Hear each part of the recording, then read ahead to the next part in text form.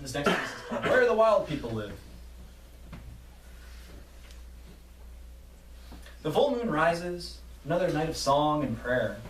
Howls echo into the night as Mother Moon reaches her maximum. Drums are the driving force. Fireworks burst in the nighttime sky. All day there are chainsaws resounding across the camps.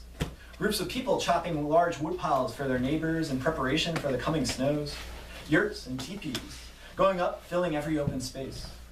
Daily actions drive out in caravans to disrupt Dapple's construction. Those that return tell stories of great strength and peaceful resolve through extreme conflict. Armed Dapple workers that pull out their guns and threaten the water protectors. National Guard lined up in riot gear. Water protectors being jailed in dog kennels. 20 hours spent in prison by a police force that is utterly disorganized in their attempt to control the will of the people. At sunset, my uncles strip down and dive into the freezing waters of Cannonball River. They shout, "In the spirit of Crazy Horse! In the spirit of Sitting Bull!" as they resurface. The river reflects the purple-orange of northern heavens. A somber note is in the Hioka camp. Clowns feel as much sadness as everyone else, if not more.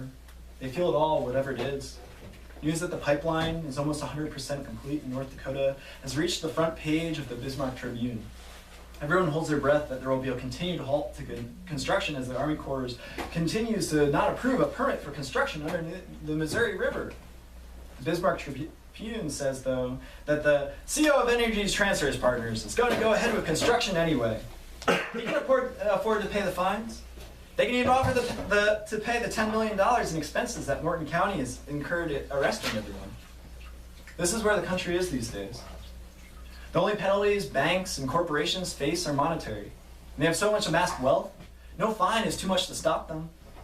Where are the people to hold these tyrants accountable? Do you think politicians have any control of these bullies? When are the people going to rise up and demand change? It doesn't take much for social change. It takes the people trusting their own power. It takes getting rid of cynicism and despair. It takes warriors investing in their hearts. Standing Rock is where these warriors are born. It is where the wild people live. The last people willing to take risks to save the water, where all life comes from. It is a native movement that has encouraged others wanting to find their roots to dig in deep. Communication is key here. The white way of talking has ruled this country for far too long. Man comes up, for example, man comes up to other men, tells other man what to do. Other man responds by arguing a better way of action. Both men spend more time arguing than doing anything. Here that doesn't happen. Nightly, the conversation over the fire is about letting go of this old way of talking, letting go of this toxic masculinity, listening, and showing respect. Grandfather walks up to the sacred fire. The fire goes quiet to listen. Grandfather taps the fire with his staff and says, "This fire, these rocks, this river, these have been here a long time. These people, we come here to learn the old ways, the ways of our relatives, the ways of this earth, this ground, these stars. The people come to the earth. They ask for our lessons. This is the way it was told. This is what we find here.